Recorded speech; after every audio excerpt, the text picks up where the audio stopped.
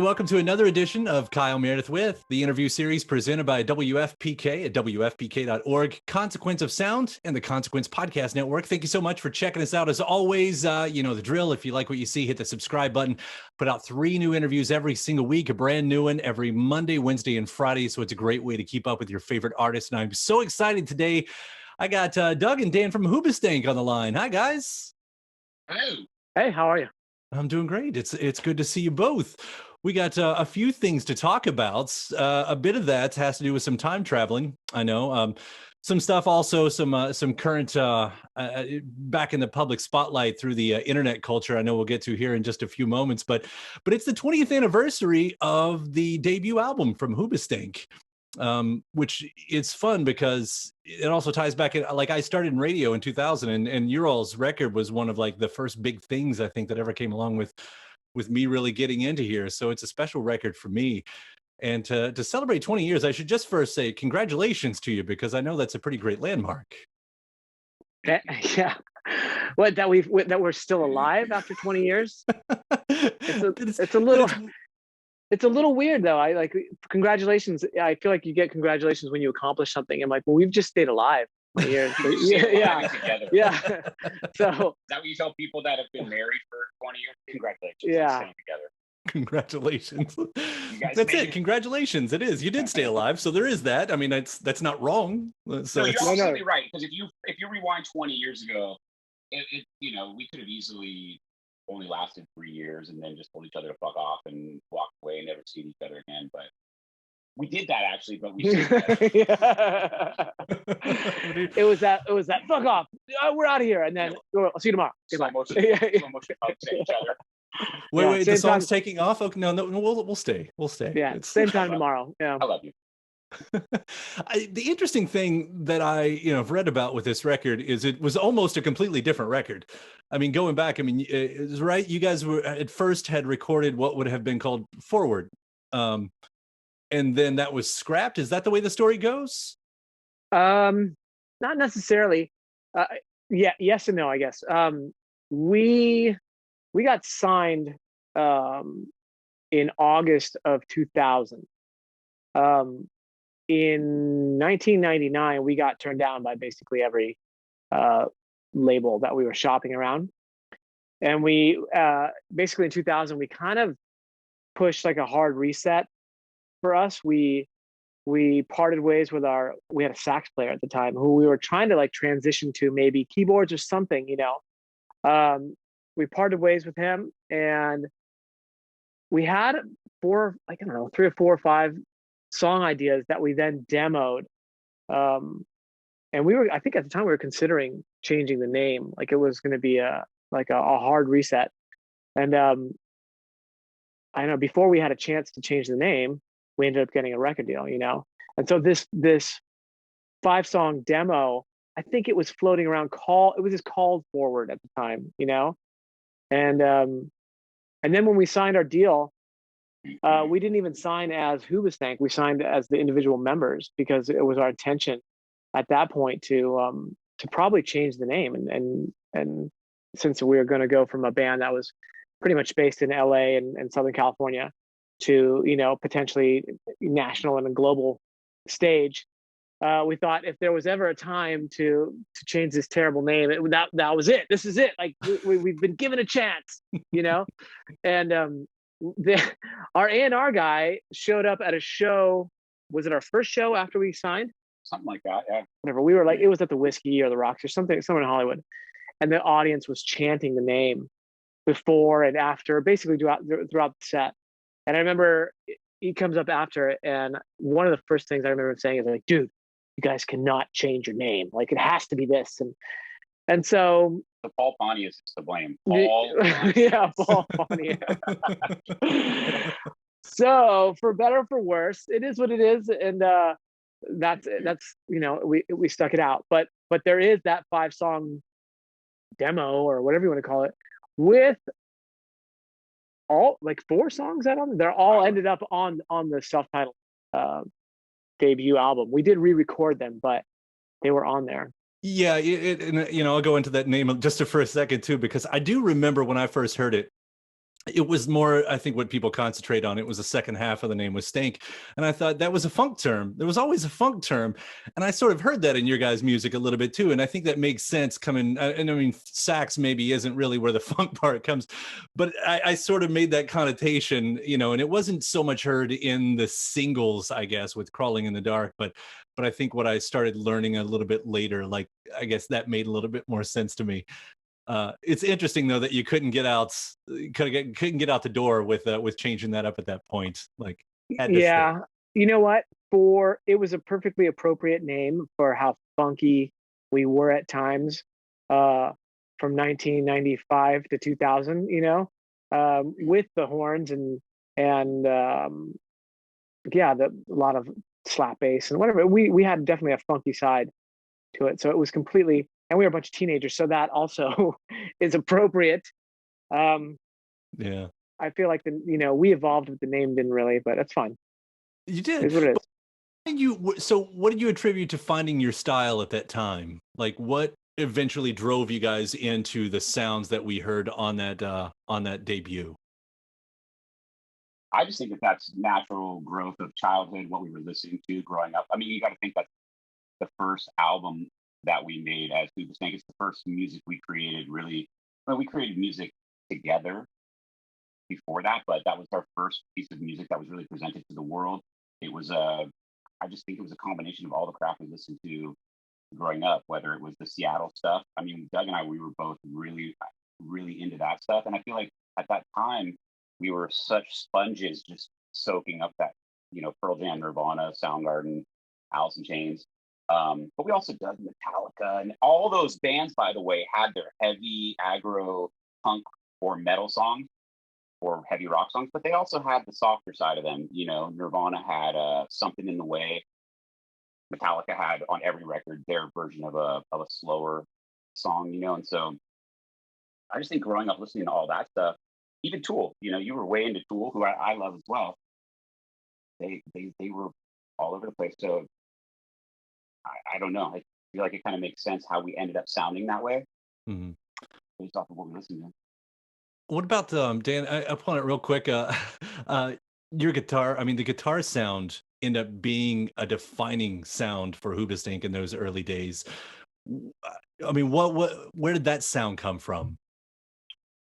It's funny. I was just listening to maybe two of the songs off that album the other day. I was trying to play them like with it. I was in front of my studio computer and listened to Crawling in the Dark and Pieces. And I realized, God damn, the guitars are mixed so loud. They're huge. Like at times I feel like they're louder than the drums and the vocals. That wasn't an intentional It was thing. your And Justice for All moment, right? Fuck everybody else. Yeah, Damn, I want to yeah. hear me. But you know what I do? There's a video clip. We have a lot of the recording of that particular record on video because we had cameras in the studio. And the producer at one point says, it looks at me while I'm playing something. He goes, is it too heavy now? And sarcastically, Doug goes, what does that mean? Like, what are those words? Like, because we just wanted to be heavy. We wanted the heavy songs to be heavy. Like, so I feel like it was just a combination of trying different guitars, trying different amps. We used a blend of like some Marshall amps with some Mesa Boogie amps for the heavy tones. Les Pauls, some cool Paul Reed Smiths. I don't know, man. Anything we can find. Yeah, dude. I just remember, for as funky and groovy as we may have started off as a band before we had a record deal, we were now at this point where we had evolved into, I mean, it had been happening for a while, but we had evolved into, somewhat heavier, I guess, still melodic. And Doug, I just remember you being, pretty vocal about wanting the heavy guitars to be a heavy tone, it's heavy. So it was your fault. Yeah, I guess that was my fault. I didn't want to half-ass it, right? If you're gonna, I don't know. I mean, of the two of us, if we're talking about ingredients and influences, he definitely brought funk, and I was definitely into the heavier shit. So that's kind of where it came. And maybe at that point in our growth, it was time to be heavier. We had done a lot of funkier shit for 4 or 5 years.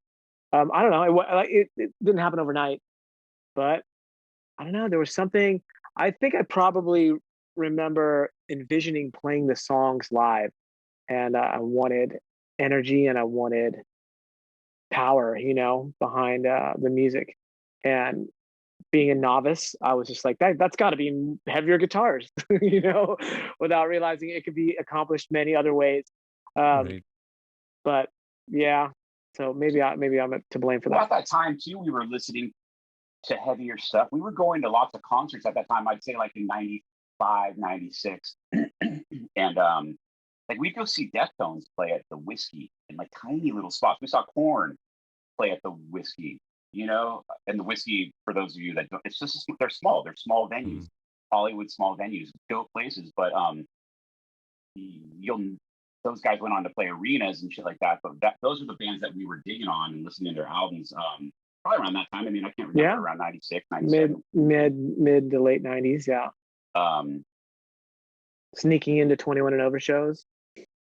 Yes, we snuck in to see the Deftones.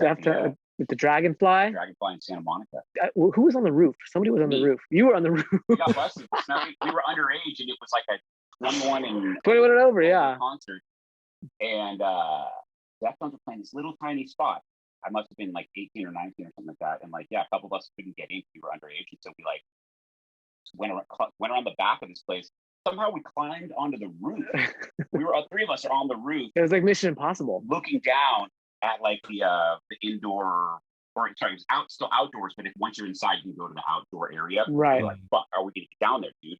All these people down there, how are we gonna get down there? And then finally we got yelled, so security saw us. They're like, hey, get down here. And they yanked us down, embarrassed us in front of everybody, kicked us out. Then the side door opened and I booked it right back in. Fucking ran in, and there was too many people at the point, they couldn't find me. And so I got to go in and see a tiny ass of the spot. It was sick. That's awesome. Doug, what about you? I'll pose a similar question. Was there a point when you had realized that you had found your own voice? Because I feel like, singers, there's usually that moment where you're like, oh, this is me. This is how I should sound. I don't know. I don't know. I still feel like I'm still asking myself that question sometimes. Yeah, I'm being totally honest. I feel like from record to record, I go, well, where is my voice now? Like, what is it that I want it to sound like? And should I be singing this, trying to sing this proper, or should I just be letting my natural voice like do its thing? I don't know. I honestly, I would just say I haven't found it yet, to be honest. Like, it just kind of changes with the song and with the times. I definitely was never at any point going like, yeah, I found it. Like, hey, this is me. Except maybe the first time ever, like, we ever recorded a demo. Back in like 94, when I'd never heard like, oh, I'm gonna start doing harmonies, and I would just throw it on. I'd throw these harmonies on. I remember listening to one of our songs, which is absolute shit, but it was listening in the car, like on the way back from one of those studios that you pay like $300 and you get to record for the day, and going like, oh my god, dude, this is us, like because it just seems so weird to what was to hear stuff. 1995. Yeah 1995. We had probably been a band for a year, and we were crap. There was elements that were maybe interesting or cool that you could go back and listen to, but at the same time, it's like stuff that we cringe when we listen to. At least I love playing. I cringe when I hear it, but he cringes more, so I fucking love hitting play on it to watch him cringe. So funny. Or I'll text him certain lyrics to those songs every once in a while. That's so bad. That's the great part, like, when the fans want so badly for a band to open up the vaults on those early things, and knowing how the band feels. Like, I'll head back, from what I was reading about that Forward EP, and it eventually made its way out onto the internet one way or the other. I mean, you guys were a part of that early leak culture, in those early days, and having those moments out there. What was that like? Sucked. Yeah, I mean, it was great when other bands that we were into, when something new landed in our laps before it was time, before the release date. Because I used to work at a like a mom and pop record store, like a CD store, And that would happen every once in a while. And I knew a couple people in the industry, and so every once in a while we get albums early, and it was exciting. But we were good at not like, hey, let's make copies and put them Well, it out was there. different when we were getting that stuff too. There wasn't the world of, yeah, you could. There was always like tape to tape, or CD to tape, and then giving it to your buddies. But that didn't spread like wildfire, like the internet, Mhm. And I remember when the internet kind of first was starting for you young kids out there. I just remember we had a buddy of ours that was quite a bit younger than us that loved the band and had all of our songs, the demos, everything in a folder, like everything, the worst shit and the worst shit, And the worstest shit. And somehow he left this. I don't know how the internet worked back then. I still don't even know how it works, but back then there was some file sharing thing that he had left open. He had left it accessible back then, and somebody had gotten into the folder, and everything of ours was on the internet. I remember just being heartbroken, like, oh no, this sucks, because some of the songs were just cringeworthy. And the good thing about the internet now is that it's like finding a fucking needle in the haystack. There's so much shit on there now that good luck finding that stuff. But back then, I remember just going like, no,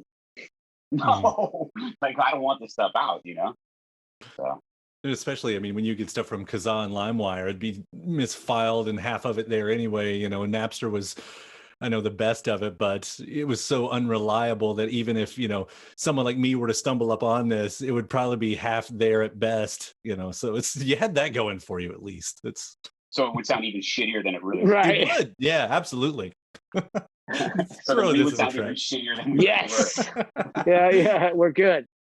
But, this happens, of course, because of the success. That's why people are interested. Crawling in the Dark becomes a massive single, so that's the celebratory moment, which is why I want to talk about the less celebratory moments, because Remember Me follows it.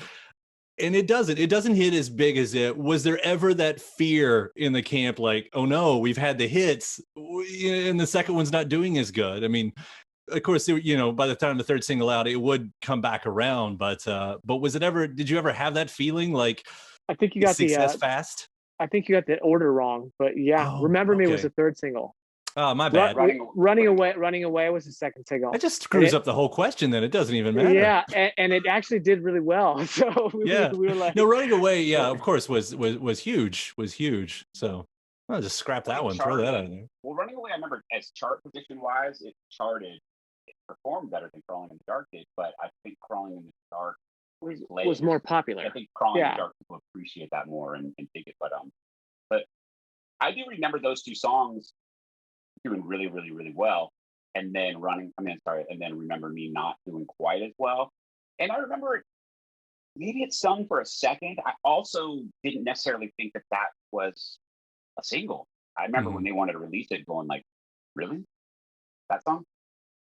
So whatever. I mean, we hit 2 balls so far, so 2 for 3. Yeah, kind of the same thing. I remember going, I think we were trying to get Pieces to be a single, which was a really up-tempo song that we like to play live. And I forget exactly who wanted Remember Me. And then they started chopping it up and editing, like doing the radio edit, which seems so strange to me. Started different. Yeah, to me, everything sounded weird. Yeah, I don't know. You can't win them all. Yeah. I think you guys won. Won it all on the first one. But you know what? I guess to continue on that question, so to speak, when the second album, when we went in to record the second album, there was a lot. I mean, not a lot, but I guess there was a certain amount of pressure from the record label, and it was all, what's going to be the next Crawling in the Dark? That's what they would, So we gave them the reason. So instead we had the reason. Yeah, but there was a little bit, I think, of at least I remember feeling a little bit of like anxiety, a little bit about like, what if these singles off this next album, the trajectory is just starts going like this, like then what? How long does a record company that was the next album stick around? Yeah. Luckily we got a few albums out of it. It was the last days of of rock on the pop charts. I mean, to the force that it was at that point. When I look back on that, it is really interesting to see that, because you don't see it really at all these days. And to think back when, those worlds were mixing, like you guys were a rock band. At times you were a very heavy rock band, being played on these pop stations, being put on these pop bills occasionally.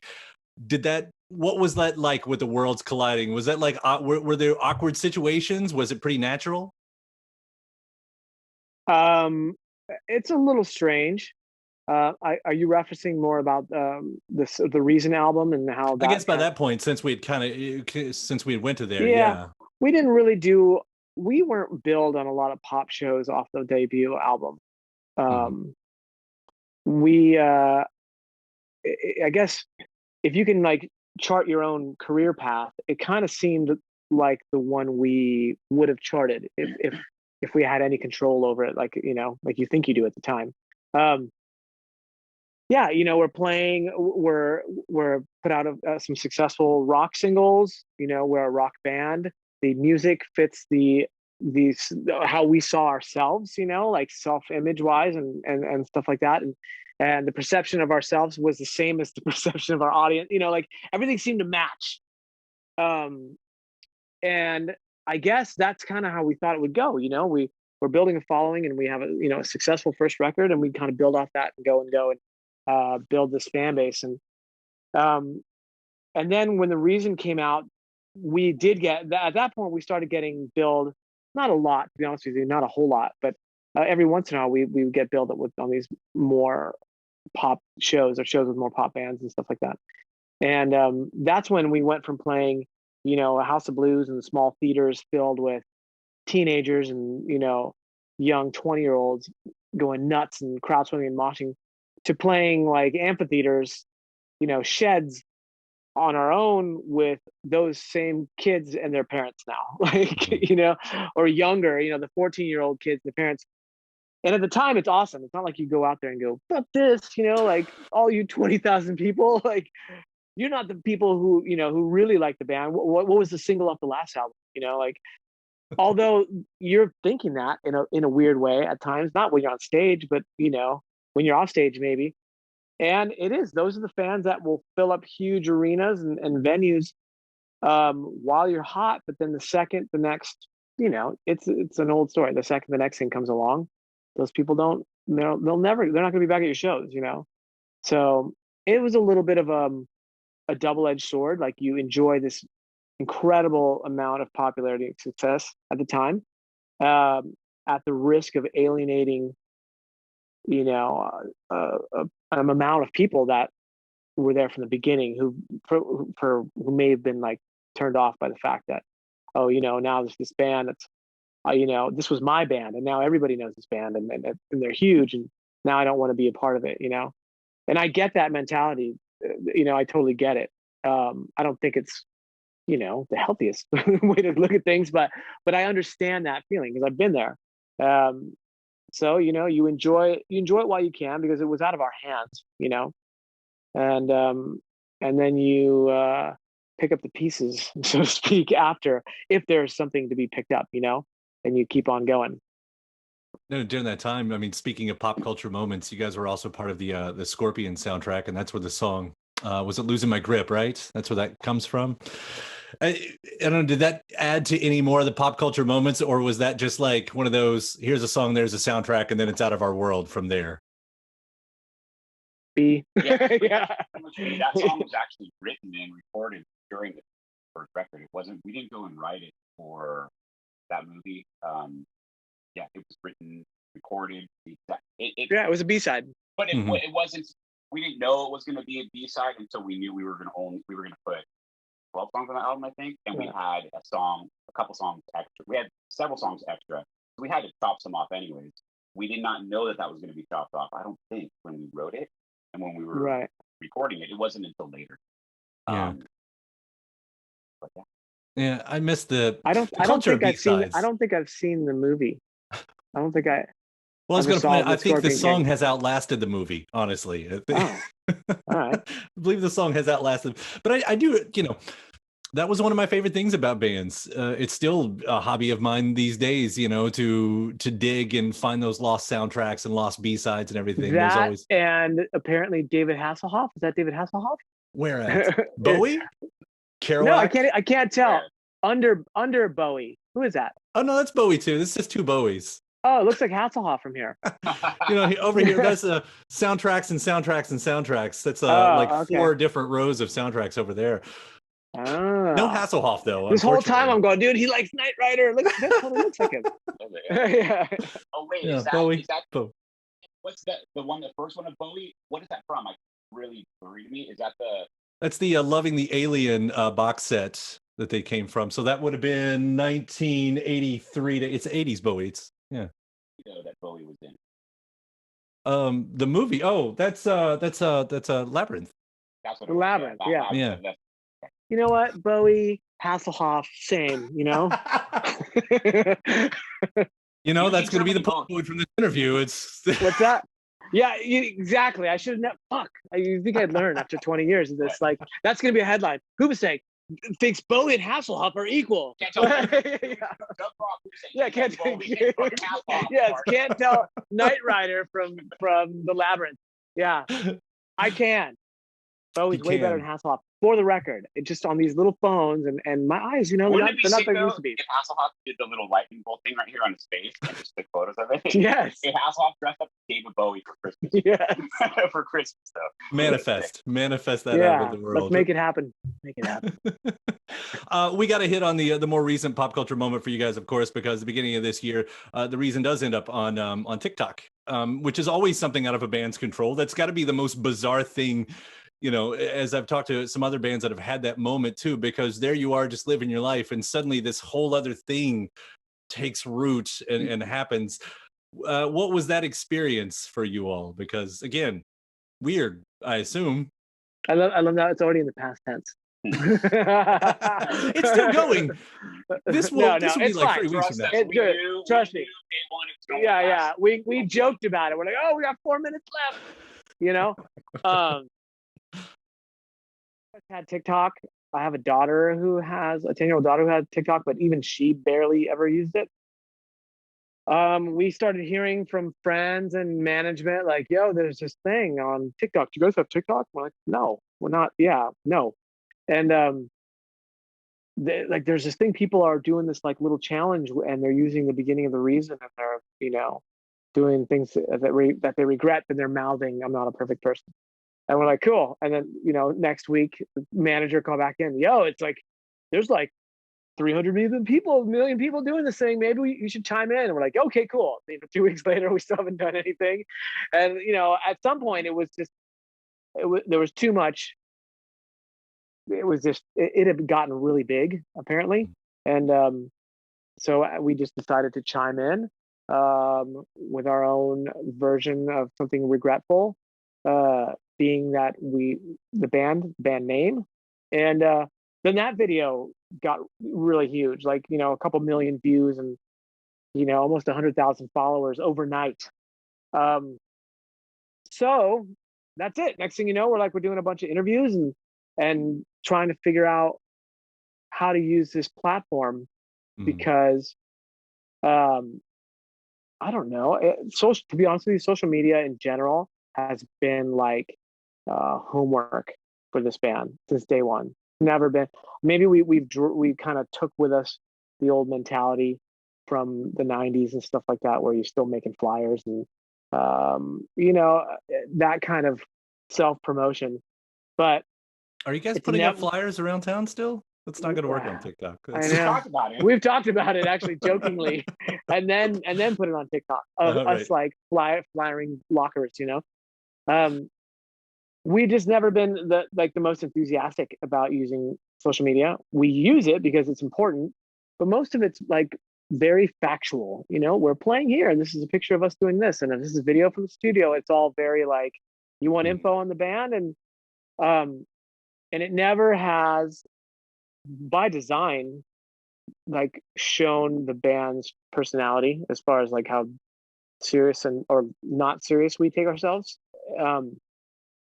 And I feel like this format really lends to that. Like we used to do all these videos when we were younger, and we would just make videos and stupid skits and everything to make our friends laugh. That was it. It was one goal. We're gonna spend our Friday night filming some stupid skit, and then we're gonna go Saturday night and get everybody at my house, my parents' house, and we're gonna show the video and everybody's gonna laugh. That was that was it. So it kind of reminds me of that in a way, where we can just kind of goof off, and it doesn't have to be like, yo, hey, we're playing at the the whiskey. It could just be something funnier and fun. And we've noticed that the comments and the people on TikTok seem to be a lot nicer than people on other platforms. And that was refreshing because, the internet can be brutal. We've been on the both ends of it, the highs and the lows. But they seem to be really positive and really nostalgic. And so we've been kind of, what do we do next? And there's a lot of self-censoring going on and overthinking and foot shooting. Yeah, like I think that because we're in such different places in our lives and for what you were just saying, when we were younger, when we were with the VHS camcorder, Yeah. shit, we weren't married, we didn't have kids, we weren't adults, and we were together all the time, and we had, I feel like, one common goal, and it was to get there. And to get there, we just did all this stupid shit, and it was just fun. That's what our lives were at that time. It makes complete sense to me why it's slightly. I wish TikTok was around back then, because we were constantly like feeding off each other with these ideas. Who can one up the next person and come up with a funny ass idea? And we have little skits that are edited that were shot on VHS. They're kind of inappropriate at this point. And I think we get in a lot of trouble, but some of them are funny, Right. I will say I wasn't surprised to hear, especially that song and everything, because one, it's a great song. Two, if I remember right, that was the one on the Friends finale, right? And Friends has been such a big deal in the past couple of years with younger generations, with millennials and with Zs who are discovering it for the first time. So to find that song, I didn't know that. I didn't know that. Yeah. My nieces they're about 15 and 12. So. Oh, so when they get around to the finale, it's gonna get big again. They're gonna call. I love you. Because it's you guys and Pearl Jam's Yellow Ledbetter. That's like the last two songs of the entire series right there. So it's really. I didn't know Pearl Jam was, but that's pretty cool.